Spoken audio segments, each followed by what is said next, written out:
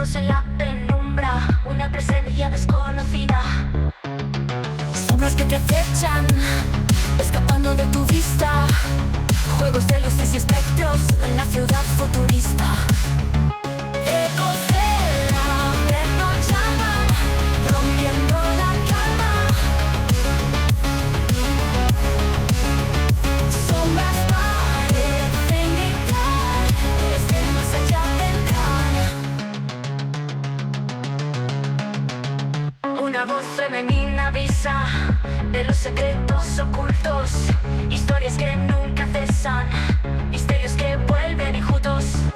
Luces de neón parpadean, líneas invisibles se trazan, se escuchan pasos y risas, se va en la amenaza.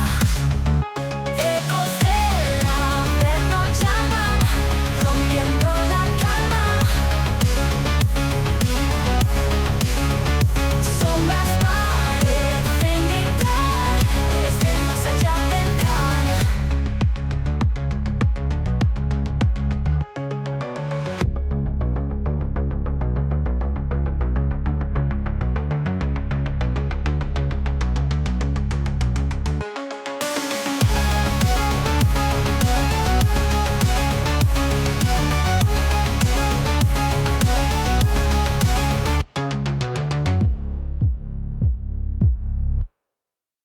Bienvenidos, queridos amigos del misterio, a un nuevo podcast de Ecos del Averno, el lugar donde lo inexplicable y lo terrorífico cobran vida. Poneros cómodos, ajustad los auriculares, apagad las luces y disfrutad de este apasionante viaje por lo desconocido.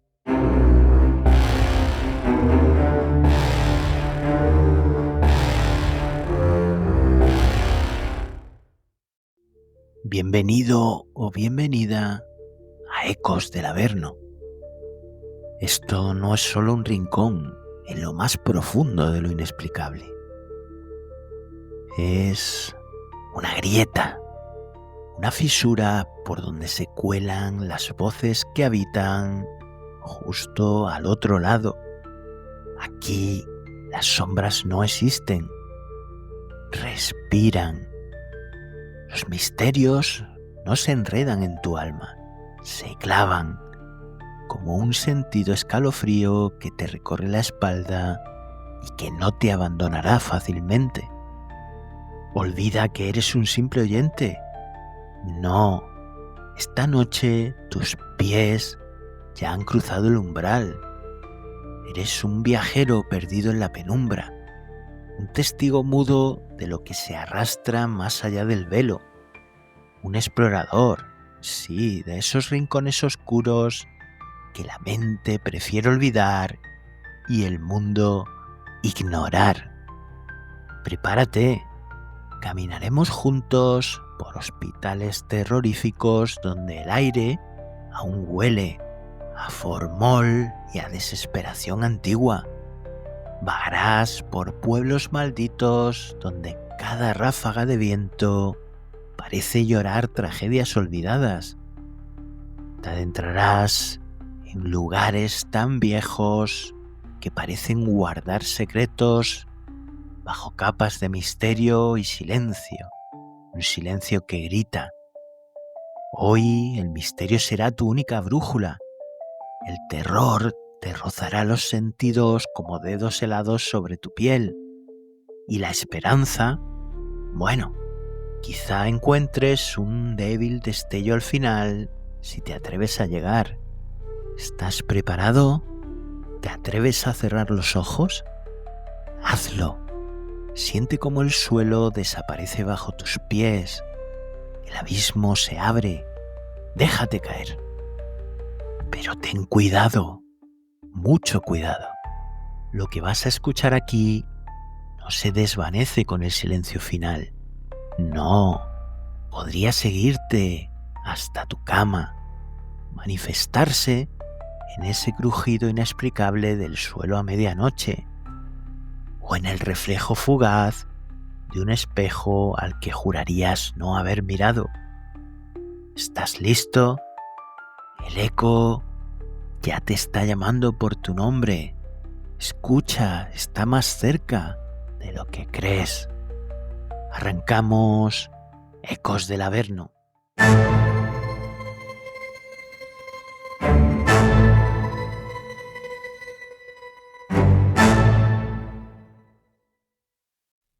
Nuestra primera parada nos lleva al corazón herido de América, concretamente a Topeka, Kansas.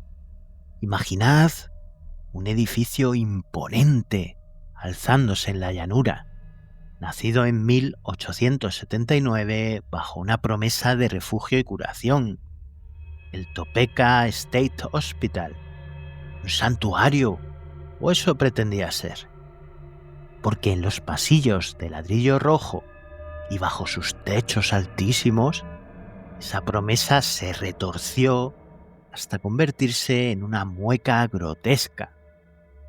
Durante más de un siglo, hasta que sus puertas se cerraron con un eco final en 1997, Topeka no fue un hospital, fue un laboratorio de horrores disfrazado de ciencia. Pensad en ello, lobotomías realizadas con la crudeza de un carnicero, sin el velo piadoso de la anestesia, electroshocks aplicados con una furia tal que no solo quebraban la voluntad, quebraban huesos. Experimentos con drogas como el amital de sodio, el llamado suero de la verdad, administradas a mentes ya fracturadas, adolescentes perdidos en laberintos de esquizofrenia o trauma, sin que nadie les preguntara si querían ser liberados de esa manera. El ideal de sanación se ahogó en un mar de negligencia y crueldad. Los archivos, fríos y burocráticos, apenas rozan la superficie de tal horror. Imaginad, el año 1948, un periodista del Kansas City Star se atreve a mirar y encuentra 1.500 almas hacinadas en un espacio diseñado para 800. Siente el frío helado de las celdas sin calefacción en pleno invierno de Kansas.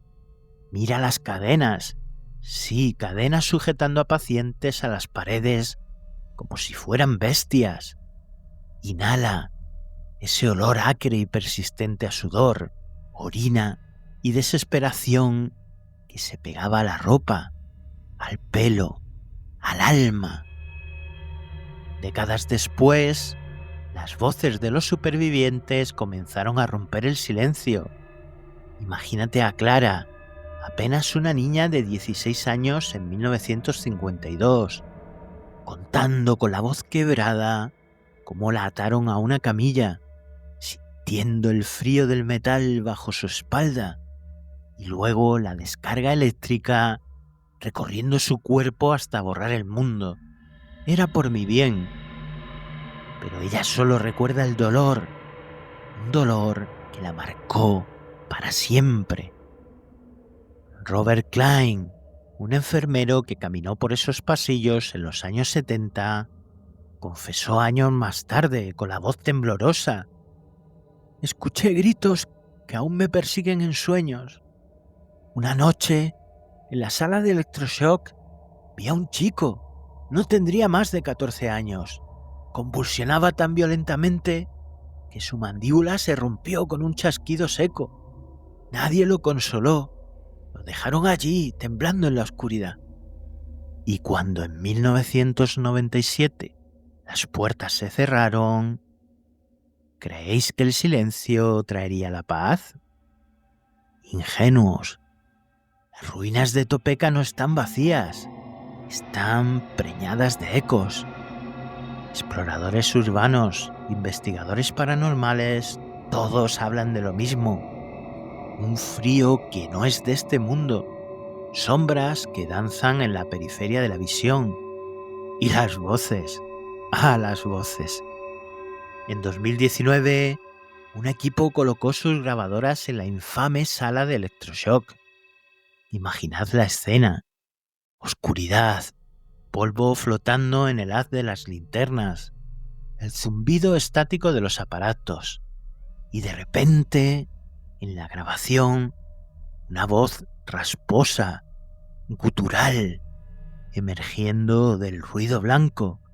¡Sáquenme de aquí! Mark Hensley, uno de los investigadores, lo describió así. Los medidores EMF se volvieron locos y sentí un peso en el pecho, una presión invisible que me empujaba hacia abajo, como si el propio edificio quisiera aplastarme. Muchos hablan de luces que parpadean sin electricidad en la sala de lobotomías, de figuras borrosas con batas de hospital que aparecen y desaparecen en pasillos vacíos, captadas fugazmente por cámaras desprevenidas. Lisa Carter, una fotógrafa, juró haber capturado una de esas figuras en 2018. No había nadie más conmigo, nadie. Revisé la foto después y casi se me cae la cámara de las manos. ¿Y los muertos? Cientos, enterrados sin nombre en un cementerio olvidado en los propios terrenos del hospital. Un último insulto a su memoria borrada. Los vecinos más viejos de Topeka, aún hoy, evitan pasar cerca al caer la noche. Marielis, cuya familia ha vivido allí por generaciones, lo dijo claramente. En noches tranquilas, si escuchas bien, oyes lamentos que vienen de las ruinas. Mi abuelo fue guardia allí en los 50. Decía que los pacientes no eran los únicos que gritaban por las noches. ¿Qué almas errantes quedaron atrapadas en Topeka?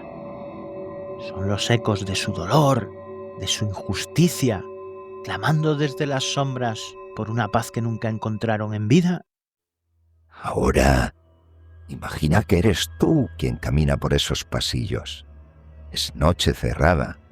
El aire huele a moho, a desinfectante rancio y a algo más, metálico, como sangre vieja. Tu linterna tiembla en tu mano, con su haz de luz barriendo paredes desconchadas, puertas arrancadas de sus goznes. Lees un cartel desvaído, sala de terapia de electroshock. El nombre te provoca un escalofrío. Empujas la puerta chirriante. Dentro la oscuridad es más densa. El aire chisporrotea. Sientes la estática en tu piel. En el centro hay una camilla oxidada. Y jurarías que se ha movido apenas 1 centímetro. Un leve balanceo fantasmal. Tu corazón martillea contra tus costillas. Y entonces, en la esquina más alejada, una sombra se condensa, alta, angulosa, con 2 puntos brillantes donde deberían estar los ojos. Te observa y escuchas, no con tus oídos, sino dentro de tu cabeza, un susurro rasposo.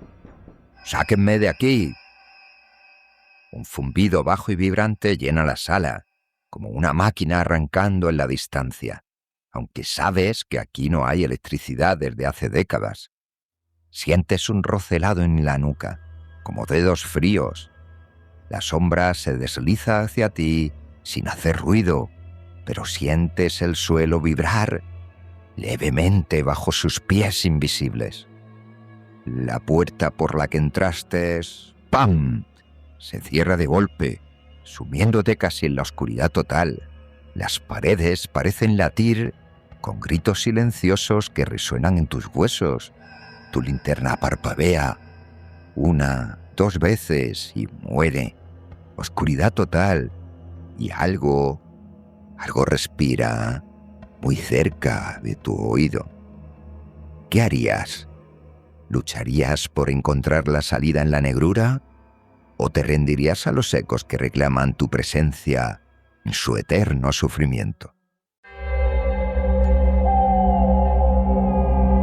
¿Tienes alguna experiencia que contarnos? ¿Has vivido alguna situación inexplicable que quieres compartir? Envíanos un correo a testimonios@ecosdelaverno.com.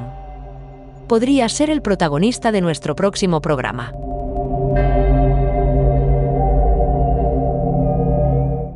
Y ahora dejamos atrás los lamentos de Topeka y viajamos a la Europa de entreguerras, a la Rumanía rural de los años 20, una época de superstición arraigada, de miedos ancestrales que se susurraban al calor del hogar.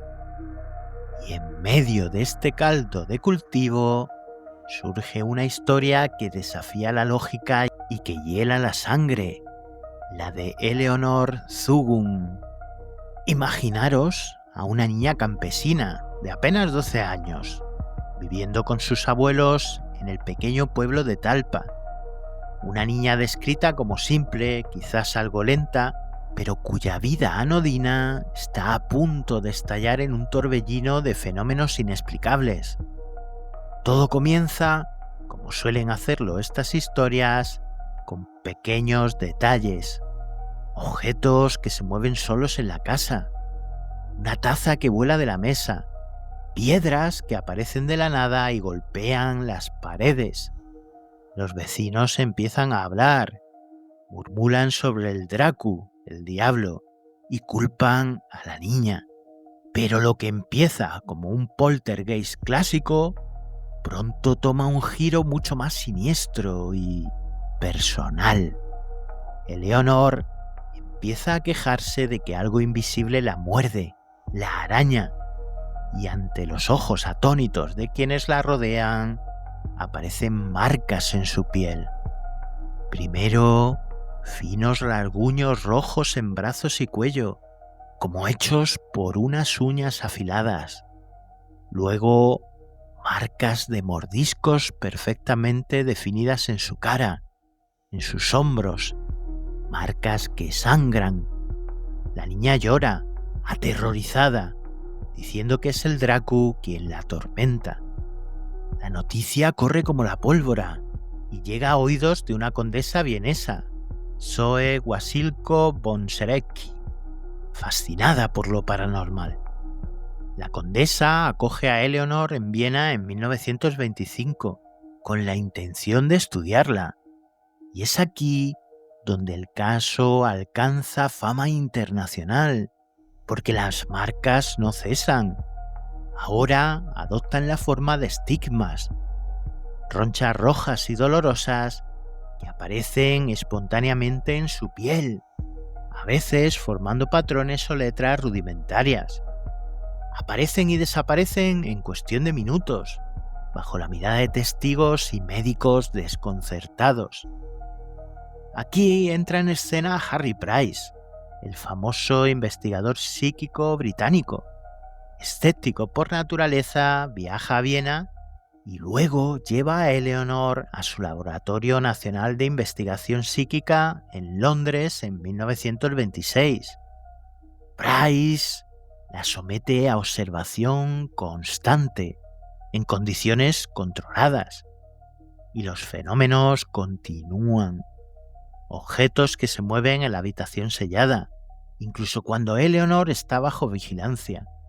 Y las marcas, las terribles marcas que siguen floreciendo en su piel como estigmas. Price documenta todo meticulosamente. Fotografías, testimonios médicos. Observa cómo los rasguños aparecen incluso debajo de la ropa sellada. ¿Era Eleanor una medium increíblemente poderosa, víctima de una entidad maligna? ¿O era una niña perturbada, capaz de autoinfligirse esas heridas de forma inconsciente o fraudulenta, con una habilidad casi sobrehumana para el engaño? Price, a pesar de documentar los fenómenos, se inclina hacia la hipótesis del fraude o la autolesión, aunque nunca pudo explicar cómo lo hacía sin ser detectada. La condesa Wasilko creía firmemente en la autenticidad de los ataques paranormales.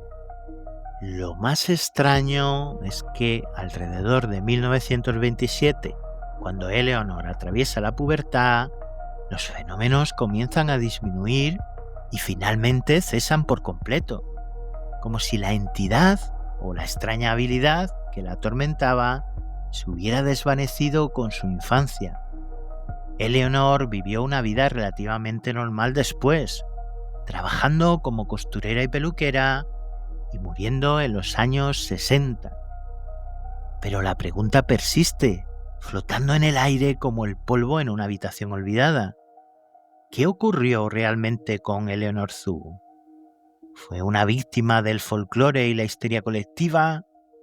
¿O fue una maestra del engaño con motivaciones desconocidas? ¿O quizás fue, por un breve y aterrador periodo de su vida, un canal para fuerzas oscuras? Una niña marcada, literalmente, por los ecos de un averno personal e invisible. Las fotografías de sus estigmas, de esas marcas imposibles, siguen siendo un testimonio mudo y perturbador. Un eco que nos recuerda que hay horrores que se inscriben no solo en las paredes, sino también en la propia piel.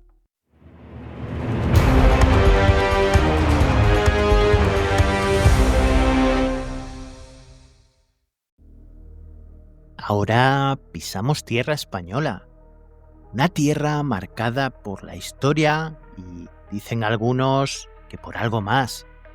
Nos vamos a Belchite, en Zaragoza, pero no al Belchite nuevo, funcional y moderno, sino a su hermano fantasma, el Belchite viejo. Un esqueleto de pueblo que se niega a derrumbarse por completo. Una cicatriz abierta en la tierra de Aragón, dejada a propósito como recuerdo de la Guerra Civil Española. Imaginad viajar a agosto de 1937. El aire es espeso por el calor del verano y el olor a pólvora. Durante 2 semanas brutales, republicanos y nacionalistas se desgarran mutuamente en estas calles, casa por casa, iglesia por iglesia. El estruendo de las bombas y el traqueteo de las ametralladoras junto a los gritos. Más de 5.000 almas se apagaron aquí, según los historiadores. Cuando el humo se disipó, Belchite era solo un amasijo de cascotes y silencio. Pero los monumentos a veces respiran, y Belchite viejo respira un aire cargado de ecos. Desde los años 50 la gente empezó a susurrar historias, sombras fugaces, lamentos en el viento. En 1986, Carlos Bogdanich, un pionero de la investigación paranormal en España, se adentró en las ruinas con su grabadora. Imaginad la escena, una noche cerrada, el silencio sepulcral del pueblo muerto. La cinta empezó a girar y el infierno volvió. La grabación capturó el rugido fantasmal de aviones de combate, el estallido de granadas que ya nadie lanzaba y lo más escalofriante, gritos desgarradores, voces de hombres pidiendo ayuda, rotas por el dolor y el miedo. No había viento, no había nada, dijo Bogdanich después.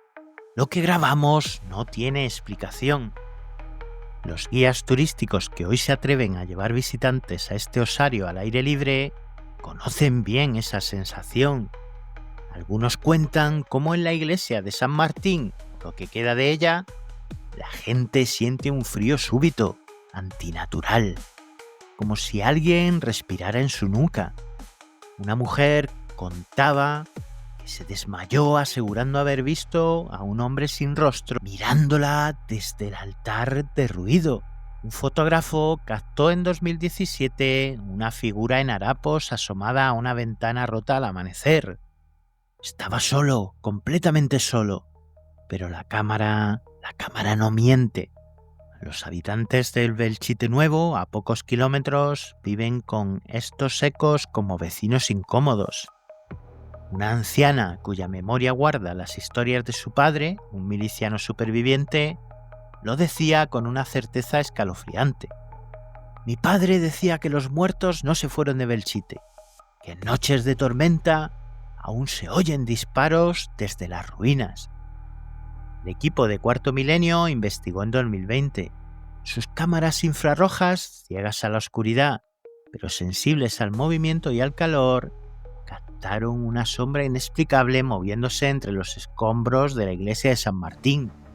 No era un animal, tampoco era una persona, era otra cosa. Y sus grabaciones recogieron un lamento helado, una voz masculina ahogada diciendo «No puedo salir», como si viniera de debajo de la tierra removida por las bombas. Visitantes anónimos dejan reseñas en internet que erizan la piel. Sentí que alguien me tocaba el hombro al atardecer en la plaza. Me giré, no había nadie. Luego escuché pasos corriendo detrás de mí. Siluetas de soldados con uniformes raídos que se ven en noches de luna llena caminando entre las casas destrozadas. La batalla de Belchite fue un infierno. Muchos cuerpos nunca se recuperaron, sepultados bajo toneladas de escombros, consumidos por el fuego. Las ruinas son su tumba sin nombre. ¿Qué es lo que murmura Belchite cuando cae el sol y la niebla lame sus piedras heridas? ¿Son solo los ecos de la guerra? ¿O despertó la sangre derramada algo más antiguo? Algo que ahora reclama esas calles como suya. Ahora estás tú, solo, en Belchite, al caer el sol. El aire huele a polvo antiguo y a tristeza.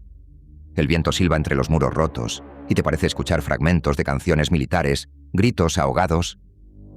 Entras en la iglesia de San Martín. El techo es el cielo estrellado. Las paredes, lienzos acribillados por la metralla. Y al fondo, junto al altar roto, lo ves. Un soldado. Su uniforme está desgarrado. Su rostro es una máscara de barro y sangre seca. Te mira. Sus ojos están vacíos. Abre la boca y grita, pero el sonido te llega como un eco lejano. ¡Corre! Intentas moverte, pero tus pies pesan como plomo. El suelo vibra bajo tus pies. ¡Boom!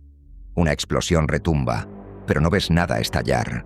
Es el eco atrapado. Sombras alargadas se deslizan desde las paredes derruidas y sus dedos huesudos rozan tus brazos. El aire se espesa, huele a quemado. Escuchas el rugido ensordecedor de un avión que vuela bajo, pero el cielo está vacío.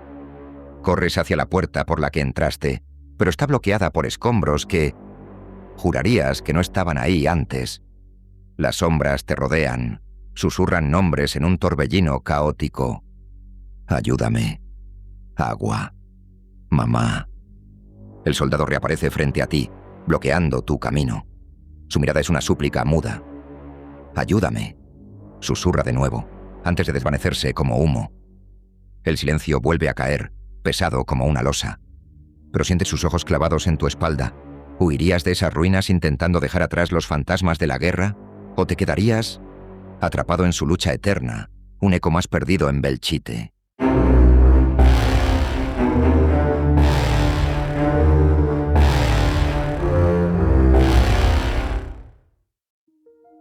Hay crímenes que son brutales y hay crímenes que, además de ser brutales, están envueltos en un silencio tan espeso, tan lleno de preguntas sin respuesta, que se convierten en leyenda negra.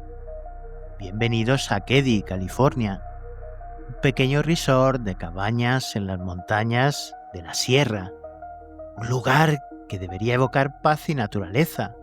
Pero el 11 de abril de 1981, la cabaña número 28 se convirtió en el escenario de una auténtica pesadilla. Imaginad la mañana siguiente. Sheila Sharp, una adolescente, regresa a casa después de pasar la noche fuera.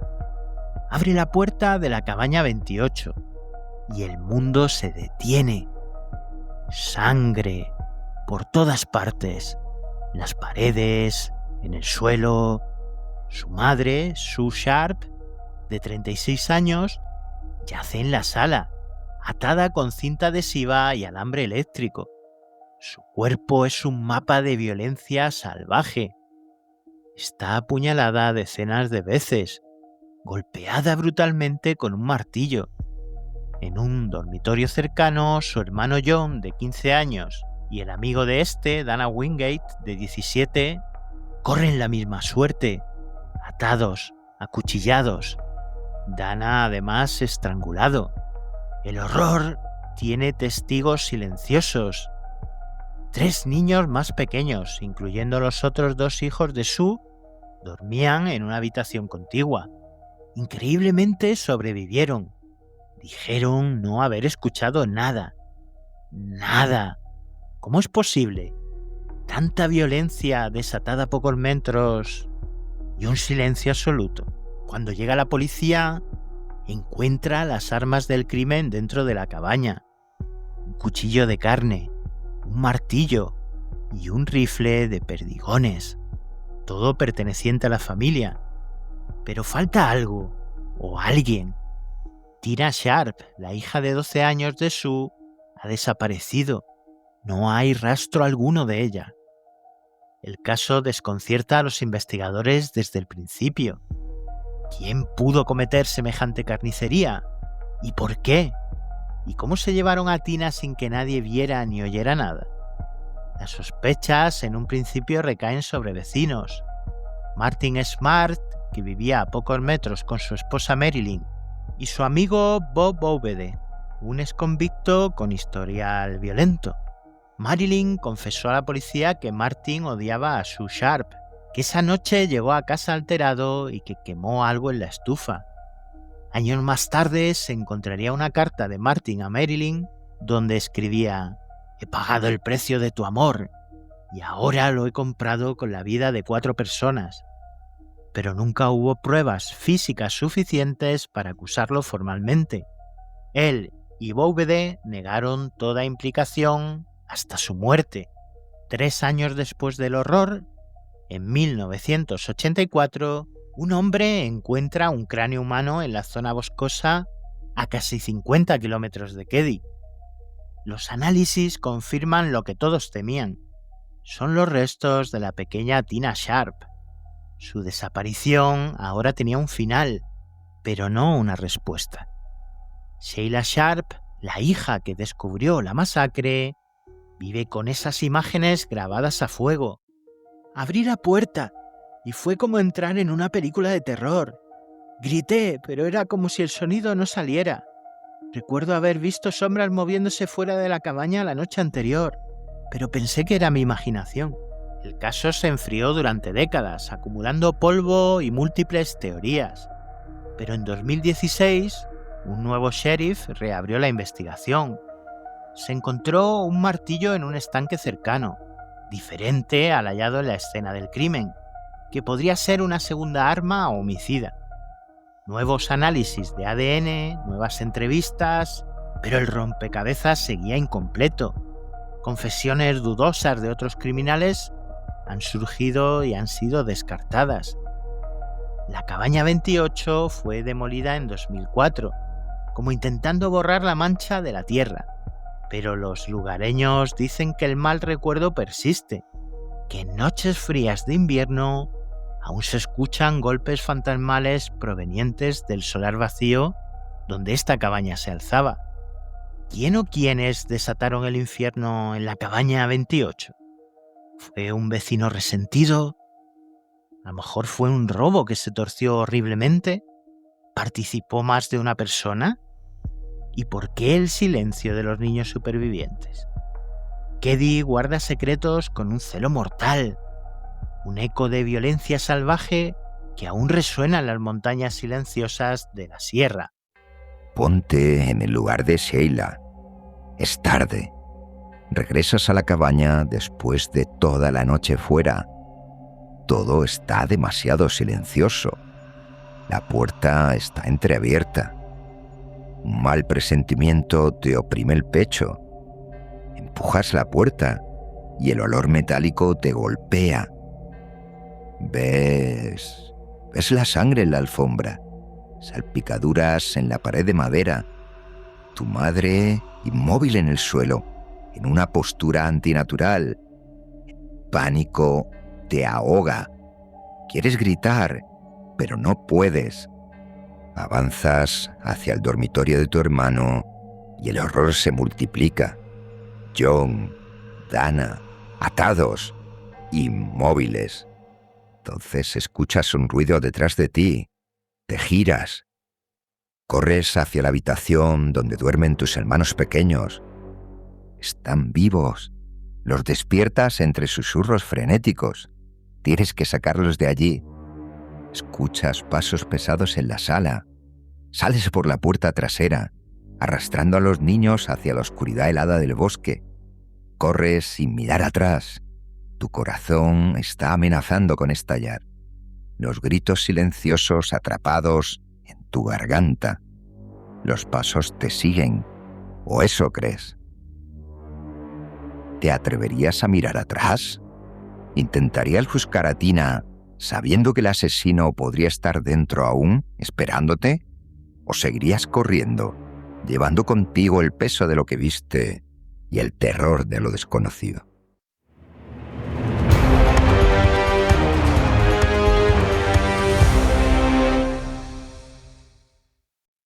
Y ahora, por un momento, vamos a dejar estos crímenes de sangre fría. Nos vamos a adentrar en un terror más íntimo, más visceral.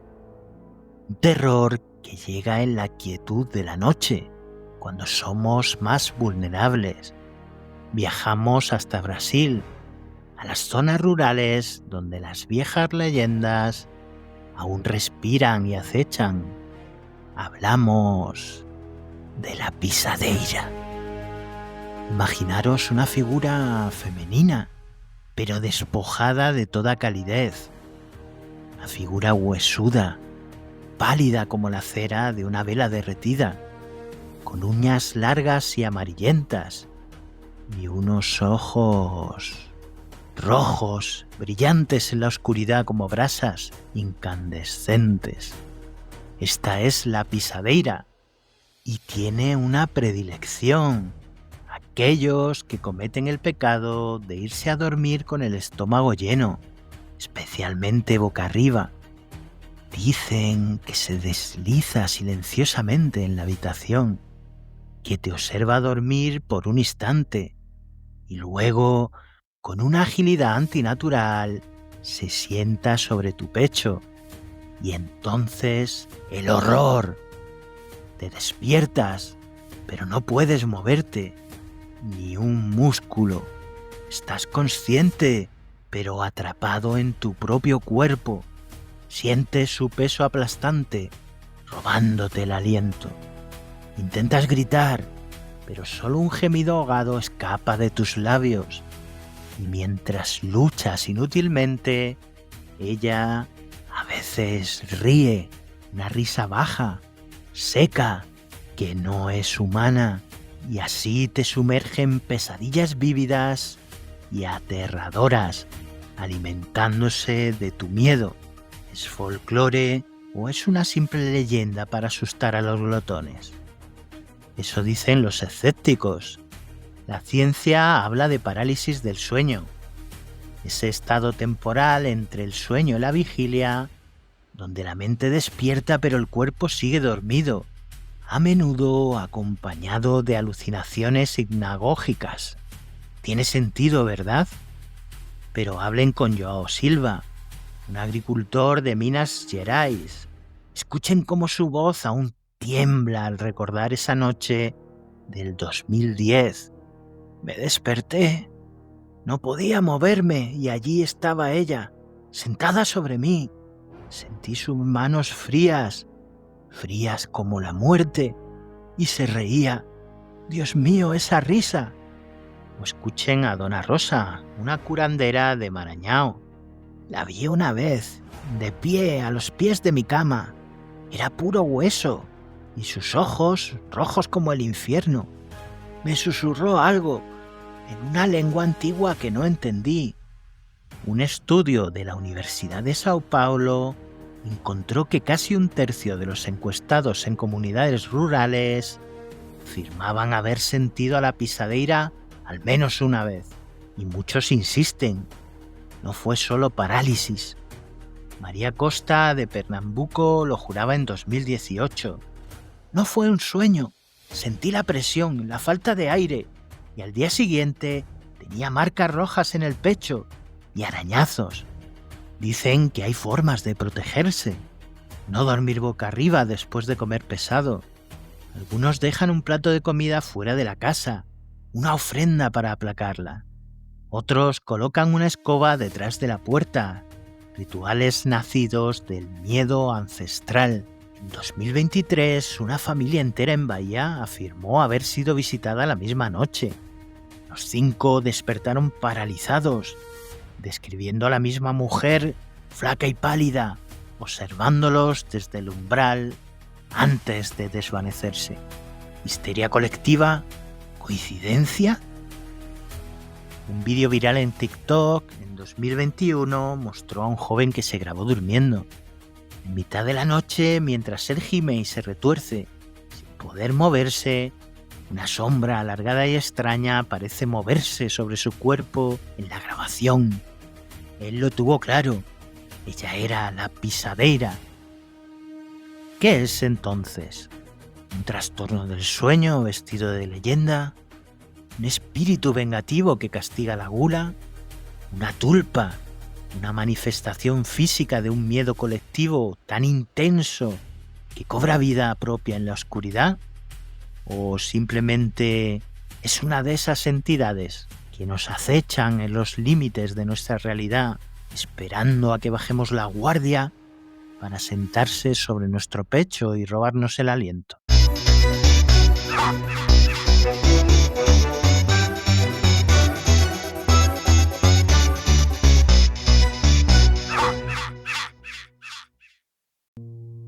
Hemos recorrido juntos senderos sombríos, donde el eco del dolor resuena en cada rincón, donde lo inexplicable nos desafía y las heridas del pasado cortan como el viento en una noche sin fin.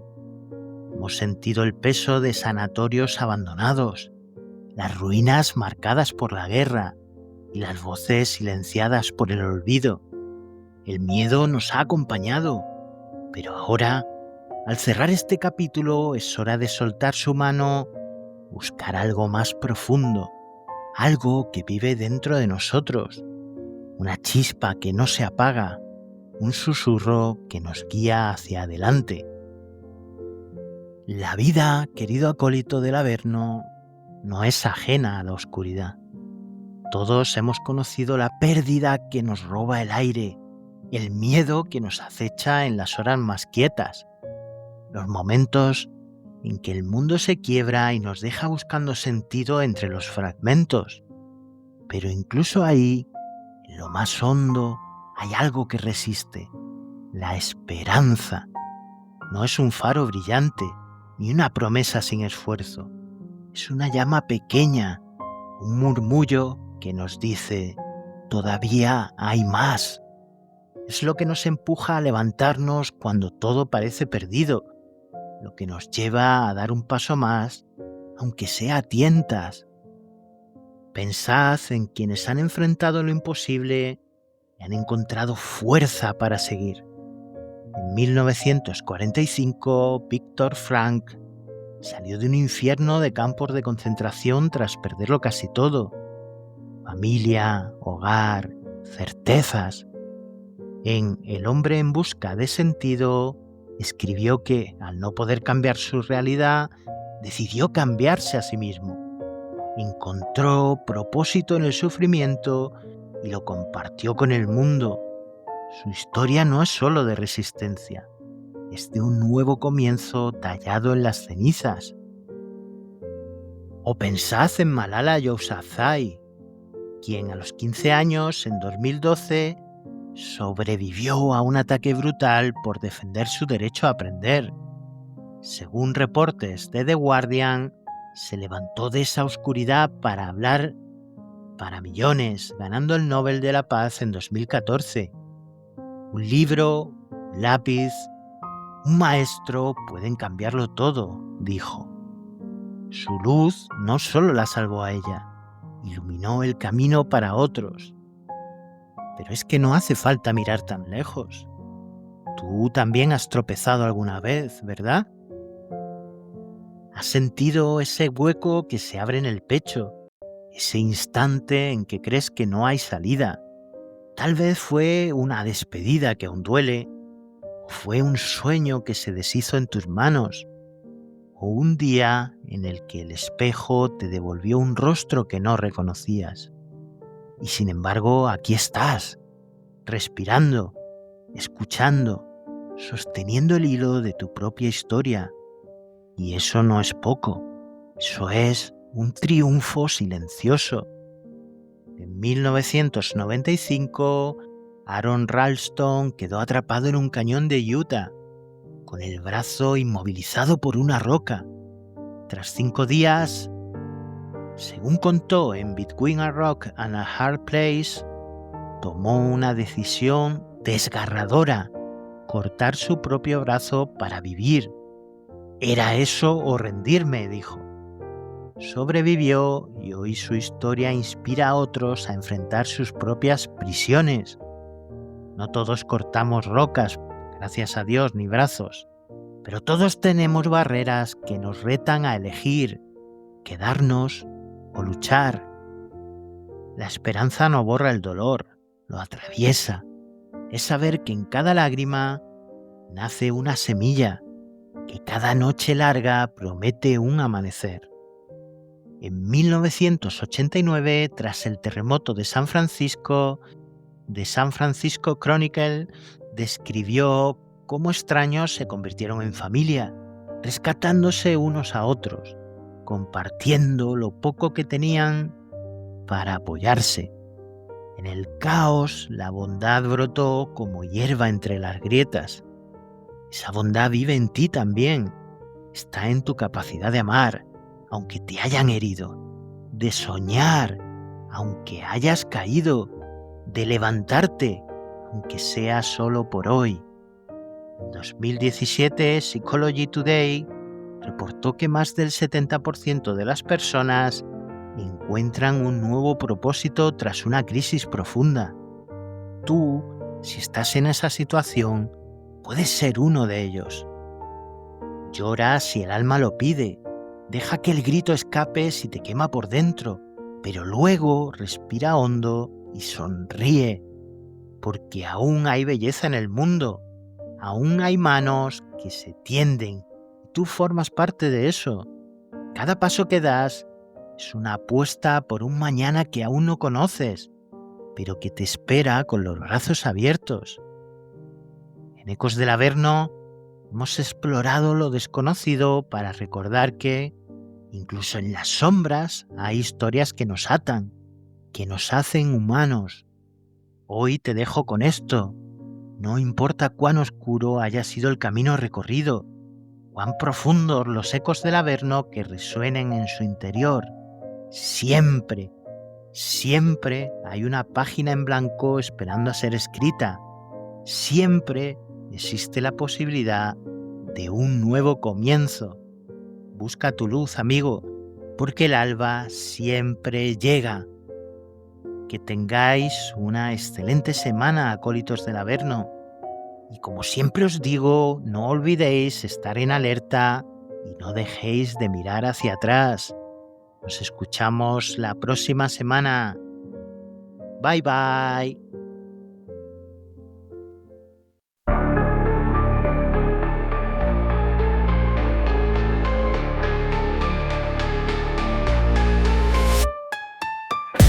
En la noche fría y oscura, donde el miedo cobra vida, susurros en la penumbra, la presencia es conocida. Sombras que te acechan, escapando de tu vista, juegos de luces y espectros en la ciudad futurista. Ecos del Averno llaman, rompiendo la calma. Calma, calma. Sombras parecen gritar, desde el más allá vendrán.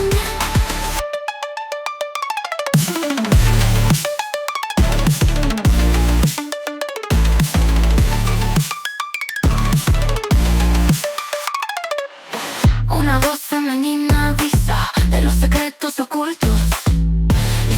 que nunca cesan, misterios que vuelven locos.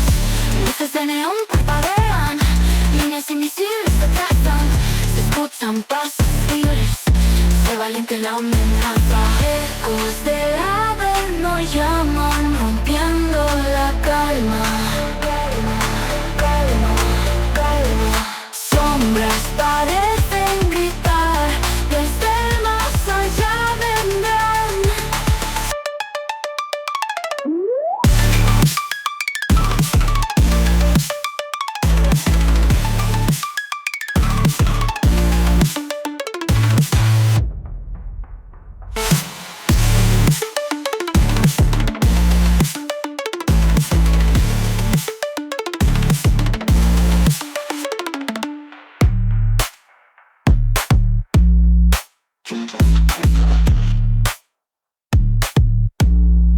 Thank you.